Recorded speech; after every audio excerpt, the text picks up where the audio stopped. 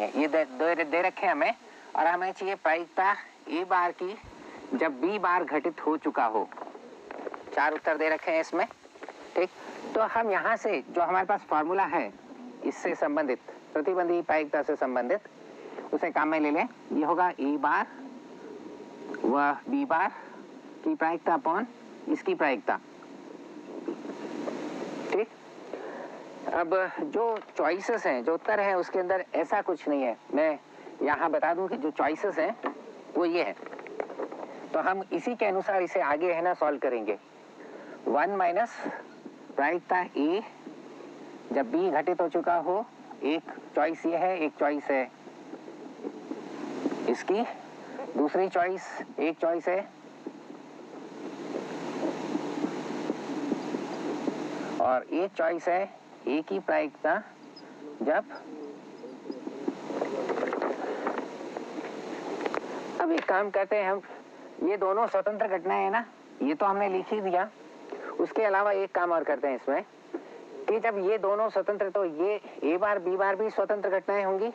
ये अगर स्वतंत्र है तो इसके घटित होने पर या नहीं होने से इसके घटित होने या नहीं होने पर कोई प्रभाव नहीं पड़ेगा।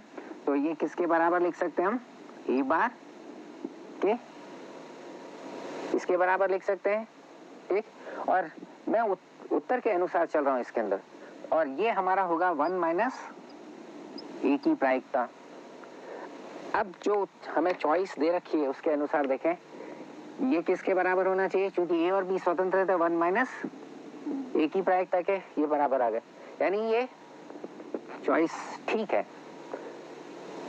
इसके बारे में क्या कहेंगे, ये भी तो हमारे, ये भी तो यही है, 1 माइनस ए के बराबर होगी, क्योंकि ए और बी बार दोनों स्वतंत्र होंगी। जब ये दोनों स्वतंत्र हैं तो ये इसके बराबर, ये और ये दोनों भी स्वतंत्र हो जाएंगे, इसलिए ये इसके बराबर। तो ये चॉइस भी करेक्ट हो गई। वैसे तो कोई गलती तो नहीं कर रहे हैं, देखिए, ठीक। चलिए, 2 तो हमें नजर आती हैं इसके अंदर, ये नहीं सही है, नहीं लग रहा। अब इससे देखते हैं और क्या क्या हम लोग निष्कर्ष निकाल सकते हैं। एक से अधिक उत्तर सही है इसमें, एक ही सही है या एक से अधिक सही है, एक ही सही है। तो मुझे तो इसमें 2 सही नजर आ गए, एक तो ये और एक ये, नहीं क्या हुआ। चलिए इसको देखते हैं, ये क्या होगा, इसको 1 माइनस डी मॉर्गन्स लॉ काम में लेंगे तो इसके बराबर हो गया बी बार, ये लिखेंगे हम, इसे क्या लिखें, 1 minus probability A union B की अपॉन पी बी बार। क्या हुआ, ऐसा उत्तर तो हमें कहीं नजर ही नहीं आ रहा। आ रहा है, नहीं आ रहा, नहीं आ रहा ना कहीं भी नजर। क्या करेंगे अब,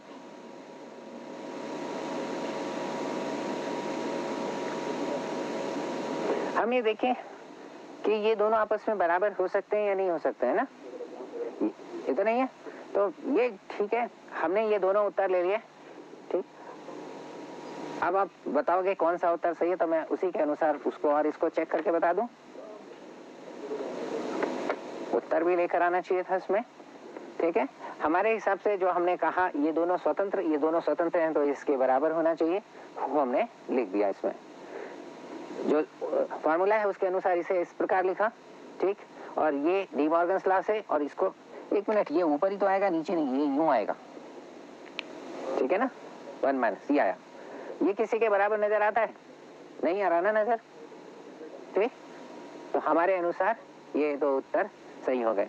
हाँ, अगर इसे आगे और कुछ करना हो तो एक काम कर सकते हैं हम, चलिए इसको आगे और कुछ करना हो तो इसे लिखेंगे 1 माइनस, ये होगा पी ए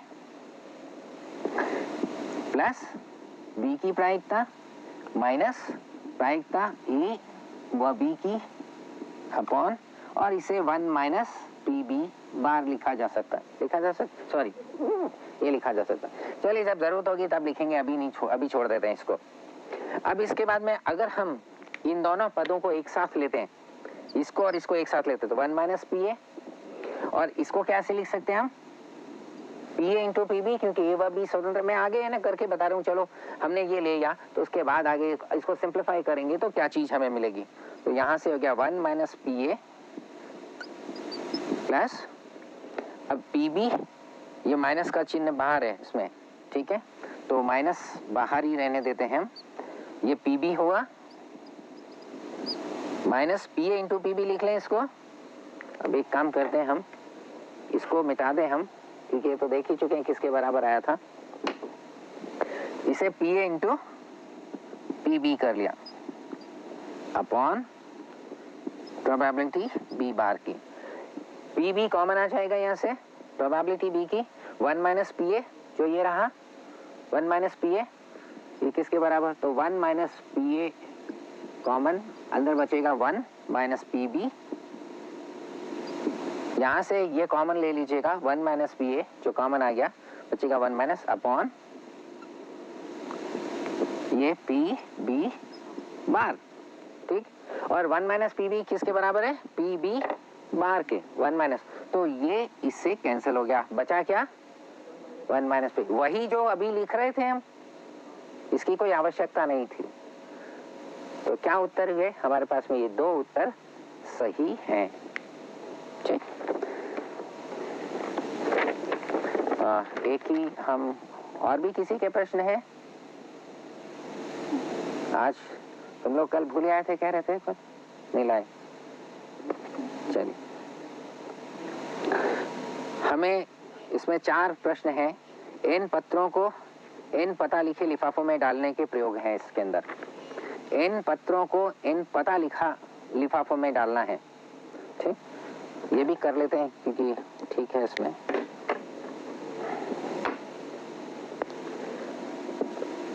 इन पत्र इन पता लिखे लिफाफे, मतलब जो अब हर पत्र के संगत एक एक लिफाफा है, ठीक है, ये पत्रों के संगत लिफाफे हैं ये।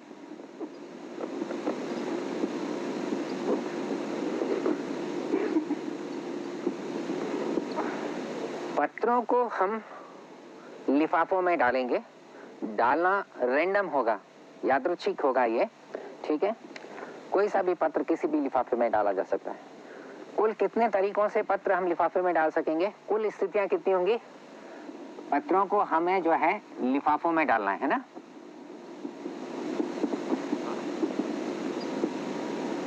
चलिए लिख दें, पत्रों को लिफाफों में डालते हैं, ठीक, ये यादृच्छिक रूप में, रैंडमनेस।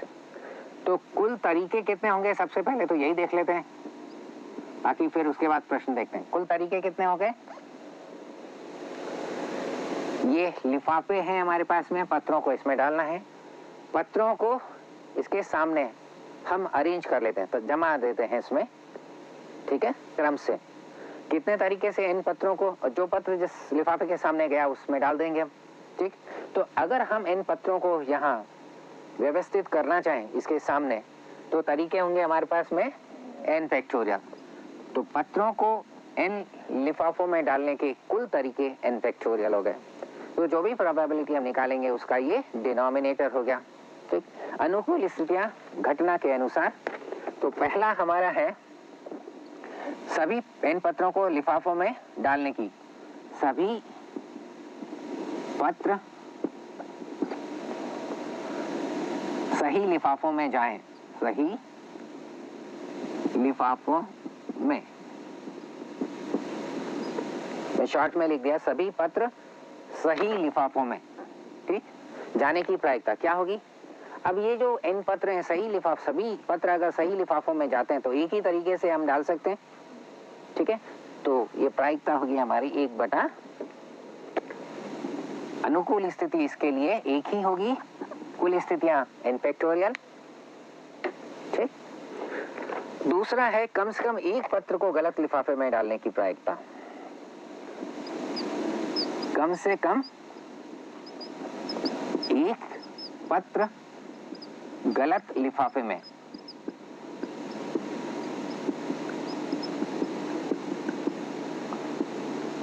क्या होना चाहिए, ये कर लें 1 माइनस कोई भी पत्र गलत लिफाफे में नहीं, इसका पूरक घटना क्या होगी, कोई भी पत्र गलत लिफाफे में नहीं, है ना। और कोई भी पत्र गलत लिफाफे में नहीं का मतलब सभी पत्र सही लिफाफों में। तो 1 माइनस 1 अपॉन n फैक्टोरियल, मैंने वो इसके आगे नहीं लिखा, 1 माइनस सभी पत्र, कोई भी पत्र कम से कम एक का जो पूरक होगा कोई भी नहीं गलत लिफाफे में, ठीक है।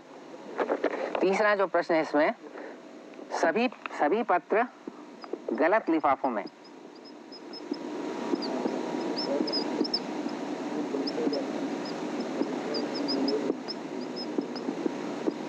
ये अब पता करना है कि क्या होना चाहिए। सभी पत्र गलत लिफाफों में चाहिए हमें। डिरेंजमेंट है, अगर मैंने परम्यूटेशन कॉम्बिनेशन की क्लास अटेंड करी होगी तो देखा होगा डिरेंजमेंट, मतलब जैसे ये पत्रों के संगत लिफाफे हैं और पहले से डला, मतलब या यूं कहें, मैंने जो पढ़ाया था फॉर्मूला बताया था कि ये वस्तुएं पहले से व्यवस्थित हैं, अब इनकी व्यवस्था को बिगाड़ना है, हमें रीअरेंज करना है, इसे बिगाड़ना है इस तरह से कि कोई भी वस्तु अपने स्थान पर ना रहे, किसी और स्थान पे चली जाए, डिरेंजमेंट हुआ ये, ठीक है ना। तो इसके लिए फॉर्मूला था n फैक्टोरियल, ये भी तो वही चीज है, कोई भी पत्र अपने संगत लिफाफे में नहीं, अपनी स्थिति के अनुसार नहीं है, तो कुल तरीके होंगे n factorial minus 1 upon 1 factorial plus 1 upon 2 factorial minus 1 upon 3 factorial plus minus 1 की power n upon n factorial. ये है कुल तरीके जिसमें कोई भी पत्र अपने संगत लिफाफे में नहीं हो, इतने तरीके। इसको भाग दे दें हम इससे, तो इसकी प्रायिकता आ जाएगी, ठीक।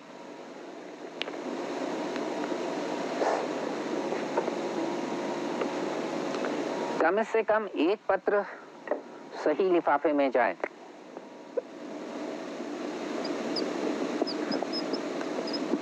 कम से कम एक पत्र सही लिफाफे में,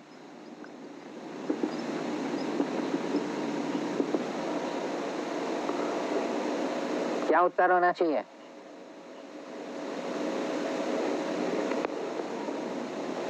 मैं इसे चाहे तो इसे ये तो काट सकते हैं, इसमें ये चाहिए 1 माइनस इसका पूरक, कम से कम जब ये भाषा होती है ना तो 1 माइनस इसका जो पूरक घटना हो उसकी प्रायिकता, हमेशा यहाँ पर भी यही किया, कम से कम एक पत्र 1 माइनस प्रायिकता इसके पूरक घटना की, यानी कोई भी नहीं, तो ये होगा 1 माइनस प्रायिकता किसकी, कोई भी पत्र, प्रत्येक पत्र गलत लिफाफे में, ठीक है। या कोई यहाँ पे लिख सकते हैं कोई भी पत्र सही लिफाफे में नहीं, सही लिफाफे में नहीं, ठीक। तो 1 माइनस ये चीज आ जाएगी, आगे उत्तर। तो जो भी प्रश्न इससे संबंधित है, ये मुझे अच्छा लगा जो पूछा है तो मैंने इसे कर लिया, ठीक। चलिए, और किसी का कोई प्रश्न नहीं है, आगे प्रोबेबिलिटी के बारे में थोड़ा सा मैं 10 मिनट और लेना चाहूंगा। मान लीजिए हमें 3 घटनाएं दे रखी हैं, ए, बी और सी, ये 3 घटनाएं हैं।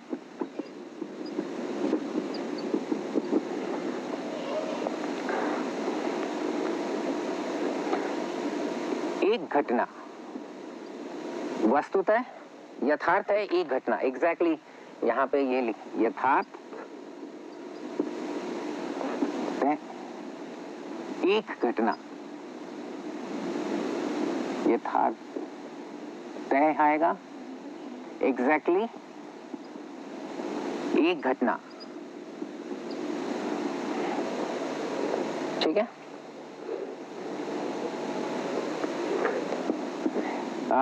क्या होगा, ए, बी नहीं, सी नहीं,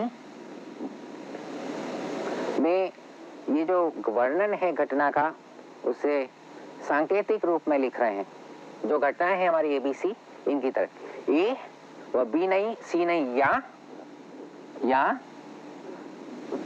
A नहीं, B और C नहीं, ठीक, या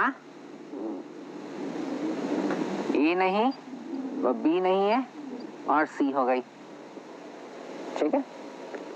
मैंने कल भी कहा था कि कोई भी समस्या हमारी प्रायिकता से संबंधित है, हम घटना का वर्णन और फिर उसे सिंबॉलिक फॉर्म में, सांकेतिक रूप में लिख लेते हैं कि ये घटना ये है, A, B, C इस तरह से, और जो पूछा है उसे हम उसी के अनुसार लिख देते हैं। तो बार बार ये सब कुछ लिखने की आवश्यकता नहीं होती, समझ भी सकते हैं, समझा भी सकते हैं, और हमें वो सूत्र भी याद आ जाएगा जो काम में लेना चाहिए, ठीक है। जैसे केवल दो घटनाएं,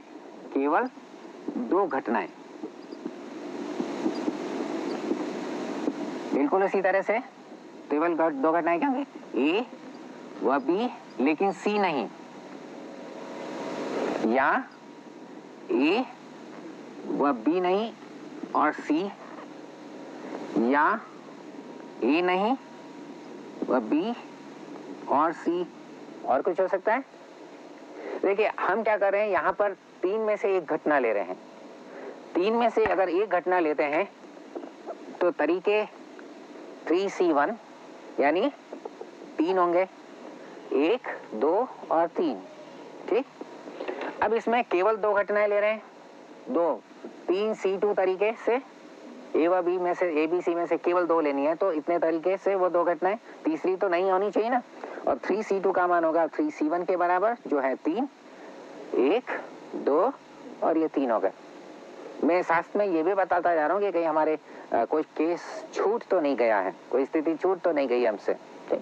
तो केवल अब तीन घटनाएं, तो A, B और C, उसमें तो कोई मतलब ही नहीं रहता है ना, तीन घटनाएं। अब तीनों घटनाएं जो हैं अगर लिखेंगे तो हम, इसमें तो कोई दिक्कत है ही नहीं, हमारी A व B व C तीनों ले लिया, 3C3 एक ही है इसमें। अब यहाँ से कम दो घटनाएं, कम से कम दो घटनाएं। अगर प्रायिकता चाहिए तो यहाँ पे प्रायिकता इसकी आ जाएगी P ऑफ ये, ठीक।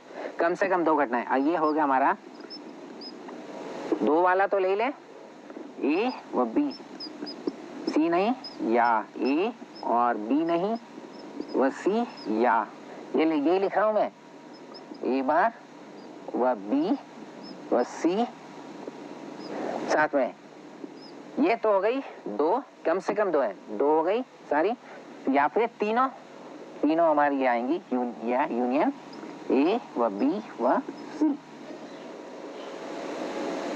ठीक है। इसकी प्रायिकता चाहिए तो इसकी निकालेंगे। अब इसकी प्रायिकता क्या होगी, इसकी इंटू इसकी प्रायिकता, सॉरी, इसकी प्रायिकता प्लस इसकी प्रायिकता प्लस इसकी प्रायिकता प्लस इसकी प्रायिकता, क्योंकि ये परस्पर युग्मित है, परस्पर अपवर्जी है। तो तीसरा जो हमारी अभिग्रह थी उसी के अनुसार इसकी प्रायिकता प्लस इसकी प्रायिकता प्लस इसकी आ जाएगा, ठीक है। चलिए अगला लेते हैं हम, इसमें कम से कम दो घटनाएं के बाद कम से कम एक घटना।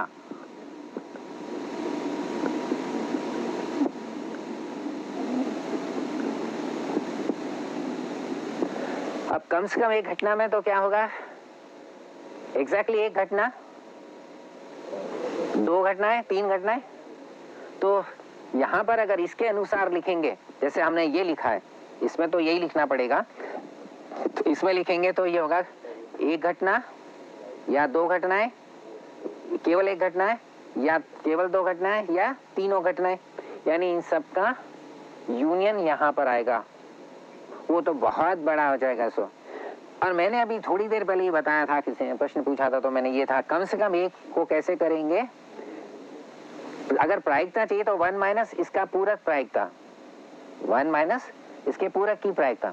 और अगर इस रूप में इसको लिखना है तो क्या लिखेंगे,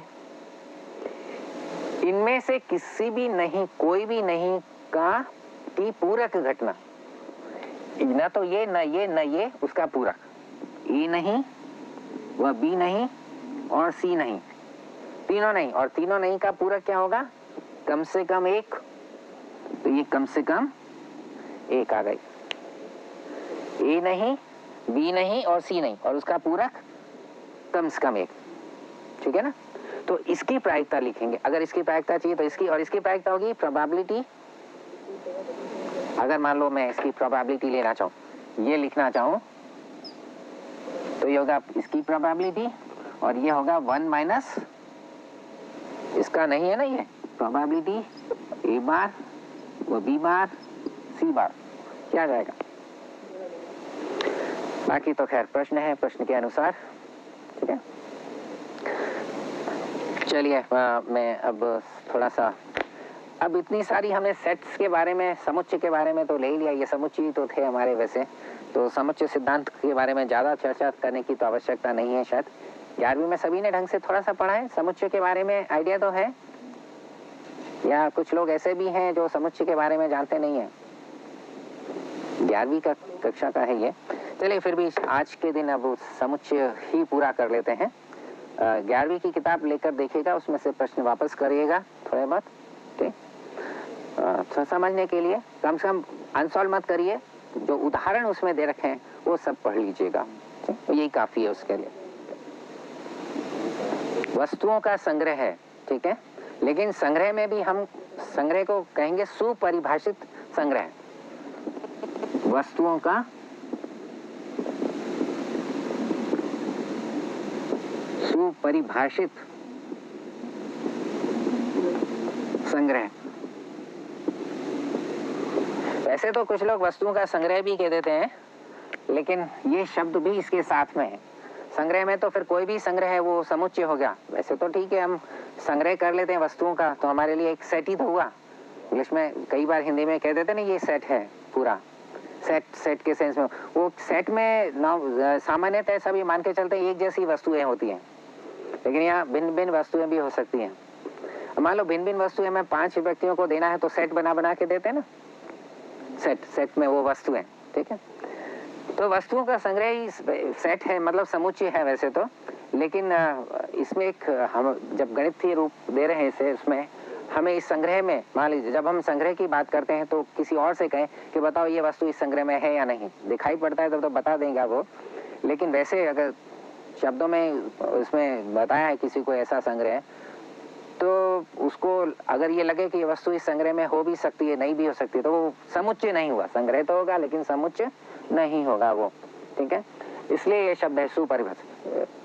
अच्छी तरह से जो है डिफाइंड होना चाहिए वो कलेक्शन, ताकि ये बता सकें कि ये वस्तु, कोई भी वस्तु दी हुई हो, हम ये कह सकें निश्चित रूप से इसमें होगी नहीं होगी, ठीक है।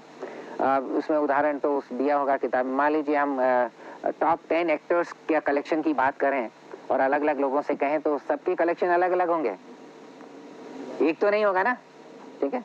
तो टॉप 10 एक्टर्स का कलेक्शन जो है वो समुच्चय नहीं है, सेट नहीं है, क्योंकि ये परिभाषित है, कोई परिभाषा तो है नहीं। मेरे हिसाब से मुझे ये एक्टर्स अच्छे लगे, टॉप 10 में लिख दिया, एक तो दूसरे को अच्छा नहीं लगता कोई एक्टर तो वो नहीं उसको रखेगा किसी और, इस तरह से। तो ये कलेक्शन हर एक के अलग अलग होंगे, तो किसी और से पूछेंगे इस कलेक्शन में ये एक्टर है, फलां एक्टर है, हो भी सकता है नहीं भी हो सकता है, ठीक है। तो ये सुपरिभाषित नहीं है। हाँ, कोई ग्रेडिंग दे देते हैं और सबके ग्रेड्स हमारे सामने और फिर कहें कि ये कलेक्ट कर रहे हैं, तब तो वो सुपरिभाषित हो गया, ठीक है। डेंजरस एनिमल का सेट जो है वो नहीं है। डेंजरस जो है एनिमल का कलेक्शन, ये सेट नहीं होता। कुछ लोग तो लाइन से ही खेल लेते हैं, हमें तो डर लगता है हमारे लिए डेंजरस हो गया, किसी और के लिए नहीं होगा। तो इसी तरह से ये संग्रह जो है समुच्चय नहीं होता। क्या ये देख सकते हैं, पहली एक्सरसाइज है वो, मैं सिर्फ डेफिनेशन लिखा उसमें। अब इसके अंदर इसको लिखने के तरीके, सेट जो संग्रह है हमारे पास में, उसको कोई एक नाम भी दे सकते हैं हम। नाम देते हैं ABC, अंग्रेजी अक्षर के, जो इंग्लिश अल्फाबेट है, कैपिटल लेटर्स जो है वो नामकरण के लिए यूज करते हैं सेट के, ABC, XYZ या PQR, इस तरह से। और उसके जो छोटे अक्षर, अंग्रेजी के छोटे अक्षर हैं, वो अवयवों के लिए काम में ले लेते हैं, ठीक है, ABC, इस तरह से। तो जैसे हमने ये संग्रह है AEIOU, ठीक है। इस संग्रह को कोई नाम दे दिया हमने A, तो ये नाम है जो इस को दिया। अब अगर भाषा में कहेंगे तो ये क्या हो गया, वॉवेल्स का कलेक्शन है।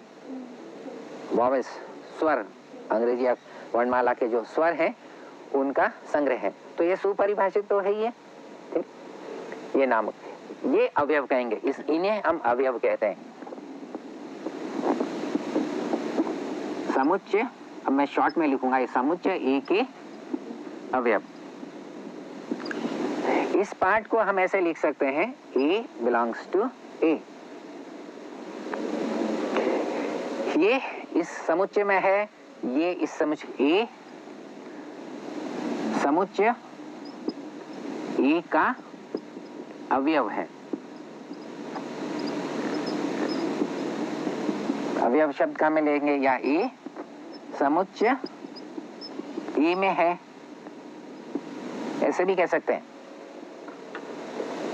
एलिमेंट, अगर मान लीजिए इसमें बी के बारे में कहते हैं, बी इसका अवयव नहीं है, तो नहीं लिखने के लिए इस तरह से लिखते हैं, पता है ये तो, ठीक है। नहीं के लिए ये बी समुच्चय ए का अवयव नहीं है, या बी समुच्चय ए में नहीं है। अब कुछ परिभाषा, कुछ समुच्चय ले लें। एक रिक्त समुच्चय, रिक्त से मतलब समझ में आता है जिस समुच्चय में एक भी अवयव नहीं हो, ठीक है। इसको लिखेंगे हम इस तरह से। शुरुआत में तो इस तरह से बता देते हैं हम लोग कि ये समुच्चय हो गया हमारा, लेकिन ये संकेत काम में लेते हैं रिक्त समुच्चय के लिए। शून्य समुच्चय भी कह सकते हैं, लेकिन हम ज्यादातर रिक्त समुच्चय ये शब्द काम में लेंगे। एम्प्टी सेट, नल सेट, ठीक है।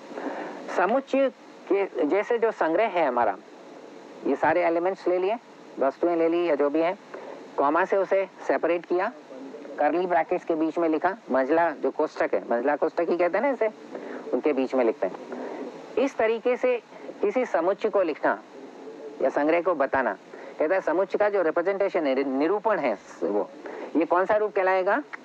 दो रूप है हमारे, दो रूप से हम लोग एक समुच्चय को निरूपित कर सकते हैं, रिप्रेजेंट कर सकते हैं। उसमें से एक कहलाता है रोस्टर फॉर्म, रोस्टर रूप, ठीक है, या सारणीबद्ध कह सकते हैं जिसको, क्योंकि ये सारणीबद्ध तरीके से लिखा है, जैसे ठीक एक पंक्ति के अंदर सब लिख दिए कॉमा से सेपरेट करके, तो रोस्टर रूप। दूसरा है सेट बिल्डर फॉर्म, समुच्चय निर्माण रूप, मतलब समुच्चय निर्माण रूप में लिख सकते हैं। अभी मैंने लिखा नहीं है इसे, तो ये हुआ हमारा रोस्टर फॉर्म में, रोस्टर रूप या सारणी,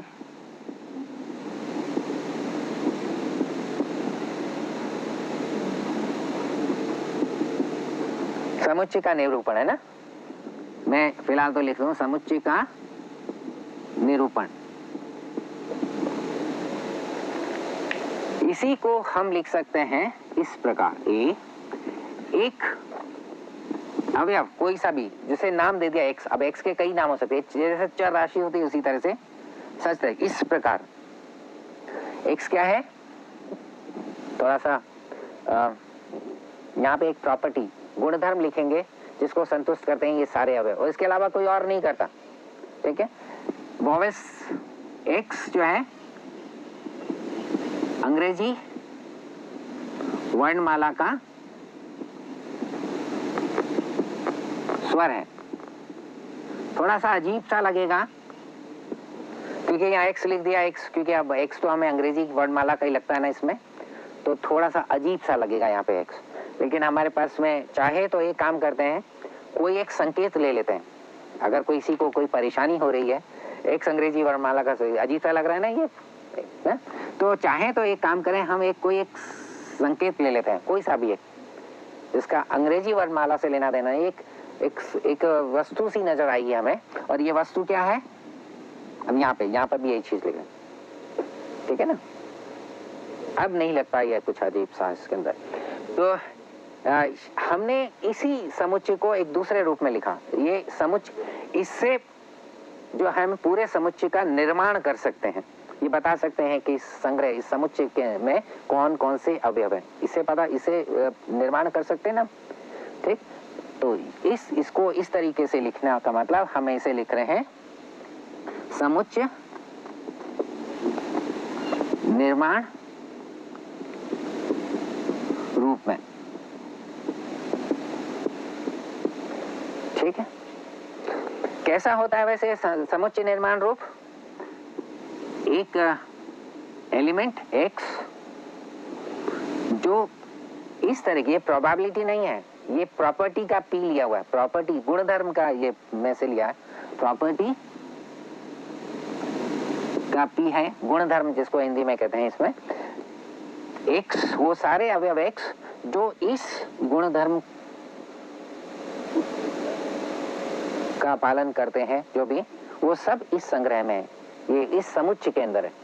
तो ये समुच्चय निर्माण जो रूप में समुच्चय होगा वो इस प्रकार का होगा।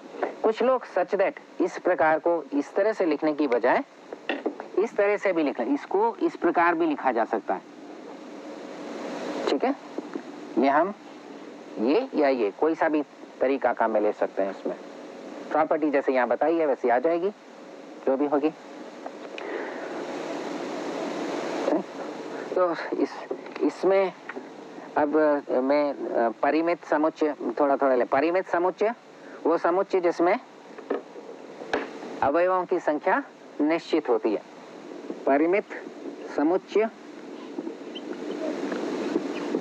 मैं शॉर्ट में लिख रहा हूं, अवयवों की संख्या निश्चित, वो समुच्चय जिसमें, ठीक, अपरिमित या फिर परिमित के अंदर अब मान लो किसी में एक भी अवयव नहीं है तो रिक्त समुच्चय, यहाँ पे रिक्त समुच्चय भी परिमित समुच्चय कहलाता है। रिक्त समुच्चय या समुच्चय जिसमें अवयवों की संख्या निश्चित हो। अब तो पूरा ही कर लेते हैं, चलिए। अपरिमित समुच्चय जिसमें अवयवों की संख्या निश्चित, या जो परिमित नहीं है, समुच्चय जो परिमित नहीं है।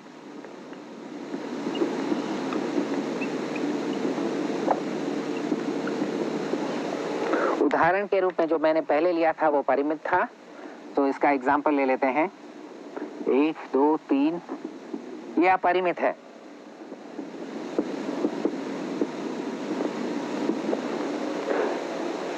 ठीक है। एकल समुच्चय, समुच्चय जिसमें एक अवयव होता है, समुच्चय जिसमें एक अवयव हो।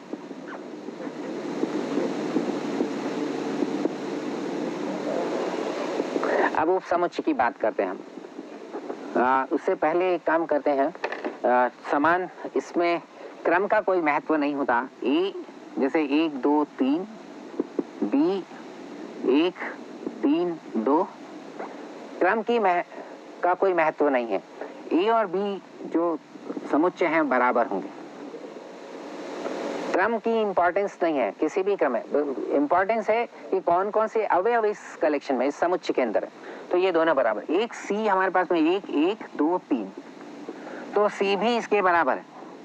जो रिपीट होता है हम नॉर्मली लिखते नहीं है, सामान्यतः हम रिपीट करके नहीं लिखते, लेकिन अगर ये है तो भी अवयव तो इसमें 1 2 3 है, इसमें भी अवयव 1 2 3 है, इसमें भी 1 2 3 है, तो ये तीनों समुच्चय जो है वो बराबर है। तो हम कभी रिपीट नहीं करेंगे, ऐसे ही क्रम किसी भी क्रम में लिख सकते हैं इन अवयवों को, ये बराबर होगा। अब लेते हैं ए और बी दो समुच्चय। ए के सारे अवयव बी में हो तो ए बी का उप समुच्चय कहलाता है। ठीक है।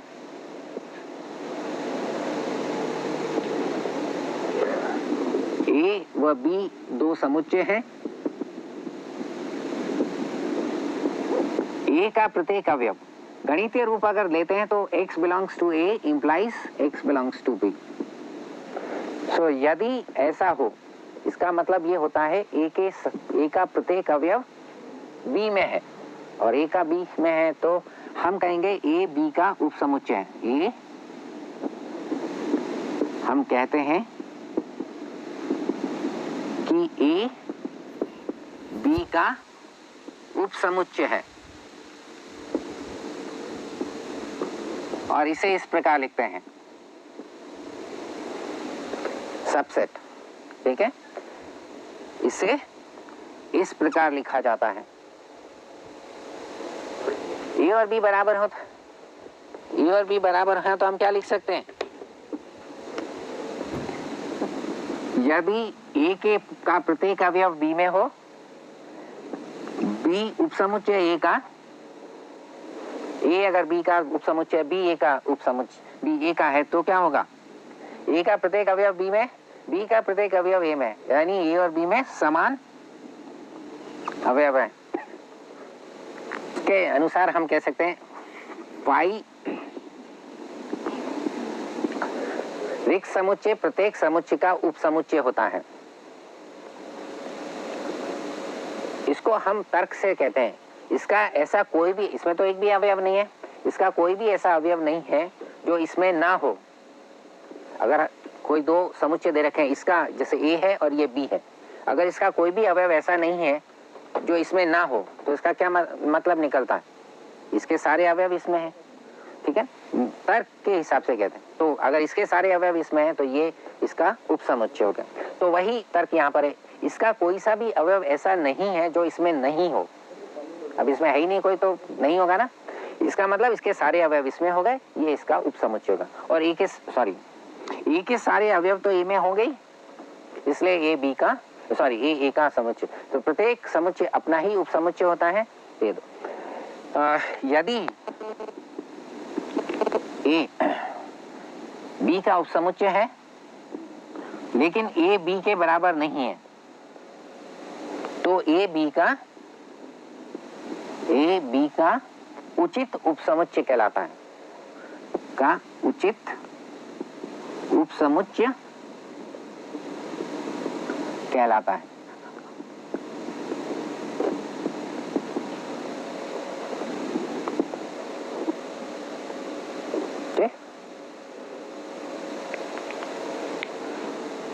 अब बनाते हैं जितने भी ए के जितने भी उपसमुच्चय हैं उनका एक समुच्चय बना ले, क्या कहलाता है वो, ए एक समुच्चय है, उसके जितने भी उपसमुच्चय हैं उनका समुच्चय बना ले। ये समुच्चय क्या कहलाता है, पावर सेट, घात। ठीक है, ए समुच्चय ए के सभी उपसमुच्चयों का समुच्चय, सभी उपसमुच्चयों का समुच्चय क्या कहलाएगा, घात ए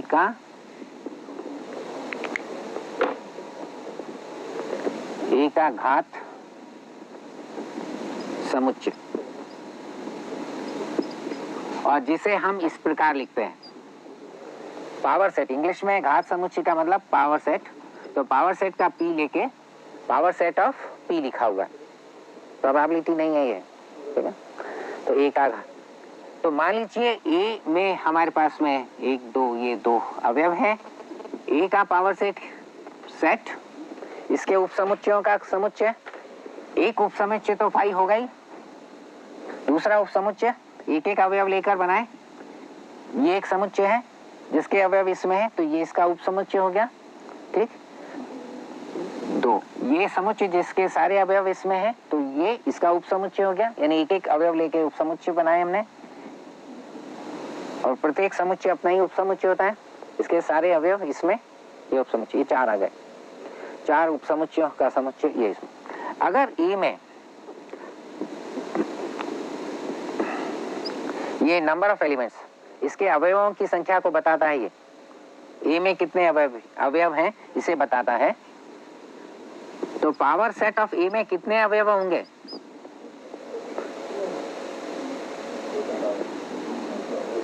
कितने, ए का जो घात समुच्चय होगा उसमें कितने अवयव होंगे, उतने ही जितने ए के उपसमुच्चय होंगे। ए के उपसमुच्चयों की संख्या कितनी होनी चाहिए, 2 की पावर n। समुच्चय ए में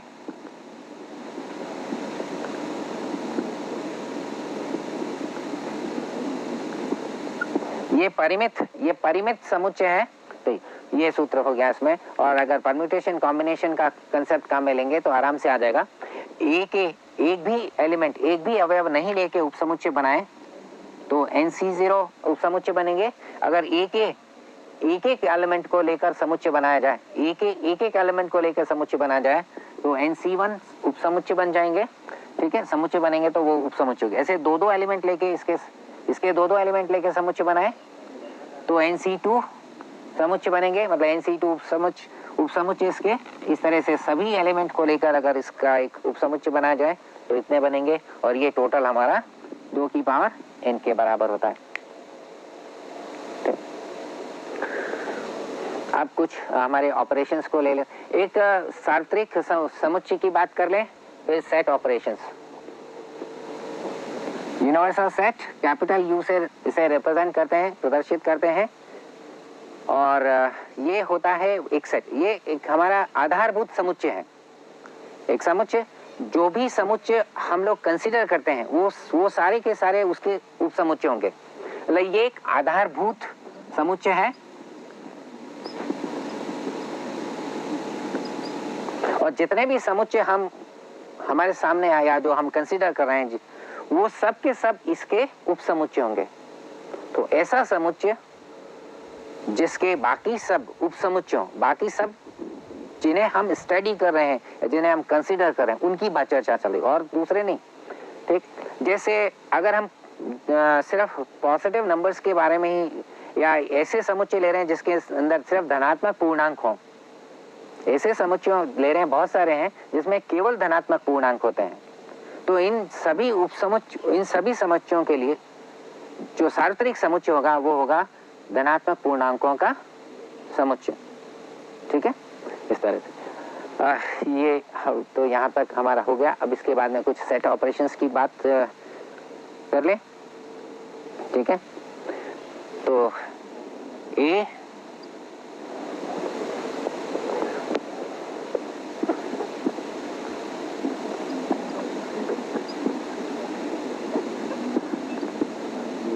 मेरे ख्याल से वैसे तो सभी को आती है, मैं सेट की रिलेशन की भी शुरुआत कर सकता हूँ, लेकिन वेन डायग्राफ तक आके वेन आर्क्स थोड़ा सा, क्योंकि हमारे पास में जो अभी प्रोबेबिलिटी पढ़ी है उसमें घटनाएं समुच्चय के रूप में ही थी संभावित। ठीक है, और तो समुच्चय की जितनी संक्रियाएं हैं सब वहाँ लग जाती हैं, वो सारे रिजल्ट्स।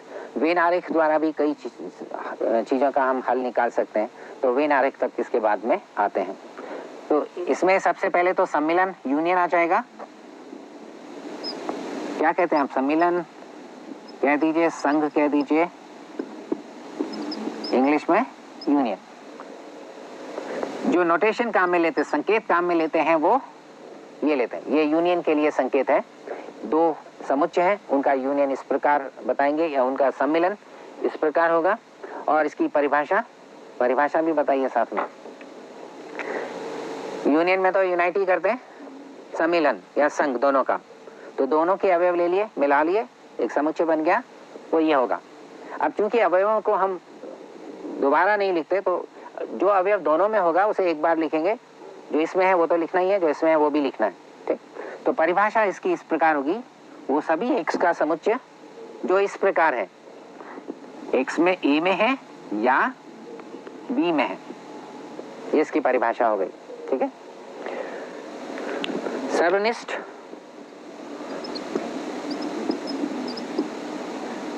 इंटरसेक्शन, जो संकेत इसके लिए काम में लेते हैं वो ये है, ए व बी समुच्चयों का सर्वनिष्ठ ये समुच्चय हुआ, दोनों में कॉमन जो उभयनिष्ठ अवयव है उनका सेट। तो कॉमन को हम, तो इसकी परिभाषा इस प्रकार होगी, वो सभी एक्स का संग्रह जो ए में हो साथ में बी में भी हो, और लगा दीजिए, और लिख लीजिए, वह लिख लीजिए, दोनों में। तीसरा अंतर ले लेते हैं, अंतर परिभाषित करें, ए माइनस बी, ए के अवयव जो बी में ना हो। ठीक, एक्स जो इस प्रकार है, ए में लेकिन बी में नहीं, एक्स ए में परंतु बी में नहीं, ठीक। अब हम आते हैं कॉम्प्लीमेंट, पूरक पर। ए का पूरक, ए डैश या ए कॉम्प्लीमेंट। और प्रोबेबिलिटी में, प्रायिकता में हमने इसे ए बार से प्रदर्शित किया था, ठीक है ना। तो यहाँ तो ये काम मिलेंगे। इसकी परिभाषा क्या होगी? यूनिवर्सल सार्वत्रिक समुच्चय के अवयव जो ए में नहीं है, उन एक्स का समुच्चय जो सार्वत्रिक समुच्चय में है लेकिन ए में नहीं है। तो शॉर्ट में ये कह देते हैं जो अवयव ए में नहीं है वो ए कॉम्प्लीमेंट में है। कि हमारा जो रेफरेंस होता है वो ये है, इसके अवयव जो ए में नहीं है वो इसमें। तो इस परिभाषा के अनुसार लिखें, एक्स ए में है परंतु एक्स बी में नहीं है, वो ए माइनस बी हुआ। तो इसे हम क्या लिख सकते हैं? इसे यू माइनस ए। ये यू माइनस ए ही तो है, यू के अवयव जो ए में नहीं है। तो ए कॉम्प्लीमेंट हमारा यू माइनस ए हुआ। हाँ, ये यहाँ पे नहीं बोल तो यही रहा था मैं, एक्स ए में नहीं,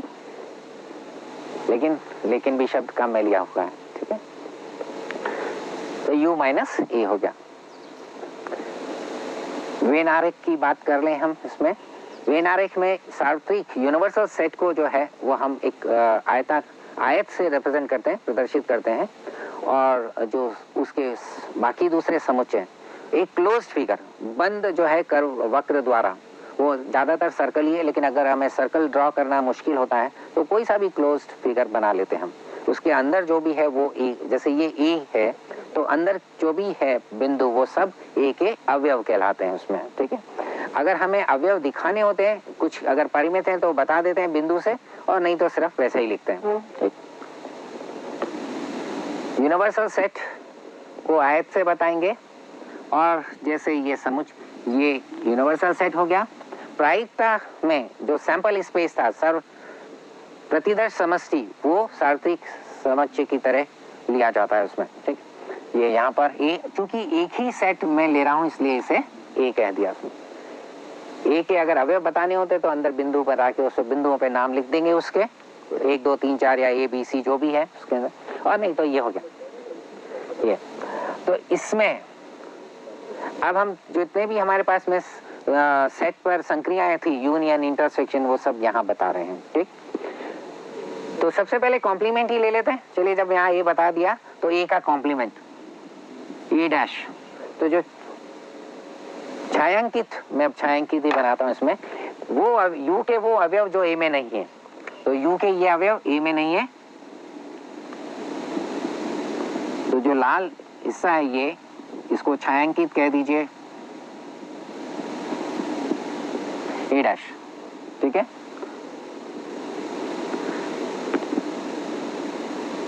छायांकित क्षेत्र ए डैश हो गया, ठीक। यूनियन, ये समुच्चय ए, समुच्चय बी, यूनिवर्सल सेट।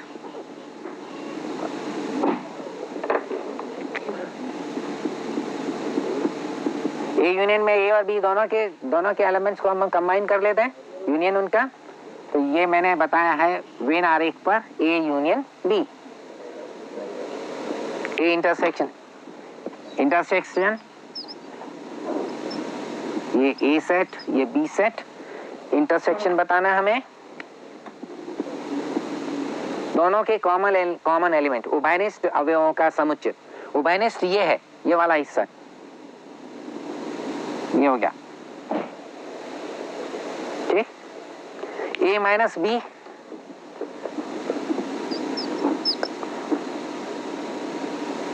ये ए है, ये बी, और हम बताना चाहते हैं वेन आरेख पर ए माइनस बी समुच्चय क्या होगा। ए के अवयव जो बी में ना हो, ये रहा पूरा, ये रहा ए, और इसके कौन से अवयव बी में नहीं है? ये वाले, ये तो बी में है तो ये छोड़ दो, ये रख लेते हैं, है ना। सो ए माइनस बी ये हुआ वेन आरेख पर।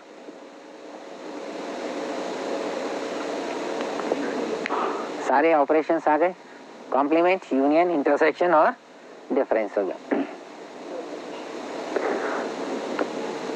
सिमेट्रिक डिफरेंस की बात अगर हम करें यहाँ पर, तो चलिए वो तो मैं अब नहीं लेना चाहता उसको। मैं थोड़ा सा जो है कुछ रिजल्ट्स ले लें, क्रम विनिमयता और ये सब तो पता ही है। फाई डैश का कॉम्प्लीमेंट क्या होगा, पहले ये देखें। फाई डैश का कॉम्प्लीमेंट आगे की क्लास वर्मा जी की है ना। यूनिवर्सल सेट के अवयव फाई डैश जो कॉम्प्लीमेंट है वो कौन सा सेट हुआ, यूनिवर्सल सेट के एलिमेंट्स जो फाई में नहीं हो, फाई में तो एक भी नहीं होता, इसलिए पूरा के पूरा यूनिवर्सल सेट सार्वत्रिक समुच्चय हो जाएगा। ठीक, और यूनिवर्सल सेट का कॉम्प्लीमेंट का पूरक, ये पूरक है इसका, तो यू के अवयव जो यू में ना हो, ऐसा कोई भी अवयव नहीं होगा जो यू में होगा और यू में नहीं होगा, इसलिए इसका पूरक फाई हो गया, रिक्त समुच्चय हो गया। ठीक है, और ये हमने तब ये डी मॉर्गन्स लॉ तो हमने प्रोबेबिलिटी के वक्त भी बता दिया था, इसका पूरक होगा ए का पूरक इंटरसेक्शन बी का पूरक, और ए इंटरसेक्शन बी का पूरक है ए का पूरक यूनियन बी का पूरक। हिंदी की किताब के अंदर एनसीईआरटी बुक में ऐसा ही लिखा हुआ है, डी मॉर्गन अंग्रेजी में का नियम, ये हमने काम में भी लिया है। ठीक है, प्रोबेबिलिटी के अंदर। दूसरा, बाकी सब तो अब आप लोगों को पता है, ए यूनियन बी बराबर बी यूनियन ए, ये नियम क्या कहलाता है, क्रम विनिमयता का। ठीक है, दो समुच्चयों का सम्मिलन में क्रम विनिमयता होती है। ठीक है, ऐसे ही इंटरसेक्शन में है बी इंटरसेक्शन ए, फिर साहचर्य का नियम A union B union C बराबर, साहचर्य एक साथ रखने वाला, पहले बी और सी को, फिर या पहले ए या बी ले लें उनका यूनियन, फिर यूनियन सी के साथ, ये साहचर्यता कहलाती है। तो यूनियन जो है वो एसोसिएटिव होता है, सम्मिलन, समुच्चयों के सम्मिलन में साहचर्यता होती है, साहचर्य नियम का पालन करता है। ठीक, ऐसे इंटरसेक्शन में ले लें A intersection B intersection C बराबर A intersection B intersection C. एक यहाँ पे मुझे लिखने की जरूरत है, क्रम विनिमय नियम, क्रम विनिमय का नियम, साहचर्यता का नियम। ठीक, दूसरा है बंटन का नियम। अब तीसरा है बंटन का नियम, A union B intersection C, union बटेगा इस पर, यूनियन इस पर बटेगा, मतलब बंटन का नियम ए यूनियन बी, इसलिए बराबर होना चाहिए A union B intersection A union C, A union C. इसी प्रकार ये दोनों एक साथ आ जाएंगे, A intersection B union C, ये इस पर बटेगा, बंटन का नियम A intersection B union A intersection C. ठीक, ये कुछ आ गए। अब मैं छोटी सी चीज ये इसमें बताना चाहूंगा इसके अंदर, या पूछ लेता हूं मैं, ए अगर बी का उपसमुच्चय हो तो ए यूनियन बी किसके बराबर होगा, ए बी का उपसमुच्चय है तो ए यूनियन बी, ए के सारे अवयव तो बी में आ ही गए, इसमें तो हम दोनों को इकट्ठा करना है, तो ए के सारे बी में आ गए तो इसमें बी वाले अवयव ही तो आएंगे केवल। इसी तरह से ए इंटरसेक्शन बी किसके बराबर होगा, कॉमन एलिमेंट उभयनिष्ठ अवयव, अवयवों का समुच्चय। अब ए के सारे बी में तो उभयनिष्ठ, तो जो ए में है वही उभयनिष्ठ है, ए हो गया ये। ठीक, ये तो कॉमन सेंस से सोच के लिख रहे हैं। फाई जैसे लिखेंगे, फाई फाई यूनियन ए किसके बराबर होगा, ए के, और फाई इंटरसेक्शन ए किस है, फाई के बराबर हो जाएगा। ठीक है, कॉमन एलिमेंट एक भी नहीं। ऐसे ए यूनियन यूनिवर्सल सेट किसके बराबर हुआ, यूनिवर्सल सेट के, और A intersection universal set, common element जो ए में है वो सब ए के बराबर हो गया। ठीक, मैं एक फार्मूला बस यहाँ पर ले लेता हूँ और उसके साथ आज का तो लेक्चर बंद करते हैं। सेट थ्योरी का लगभग पूरा कर लिया हमने। मैं नंबर ऑफ एलिमेंट्स की बात करूंगा। इसमें number of elements A union B में होते हैं। ए में elements plus A union B में अवयवों की संख्या, ए में अवयवों की संख्या प्लस बी में अवयवों की संख्या माइनस, ये सूत्र शायद सभी को पता होगा। मैं नंबर ऑफ एलिमेंट्स अवयवों की संख्या के लिए ये संकेत काम में लिया था, तो इसको मैं इस रूप में लिख रहा हूं, plus B minus A intersection B. और इसे हम वेन डायग्राम से देख लेते हैं। मैं क्या स्किल थोड़ी सी जनरेट करने की कोशिश कर रहा हूँ कि हमारे पास में ये औजार हैं, ये टूल हैं।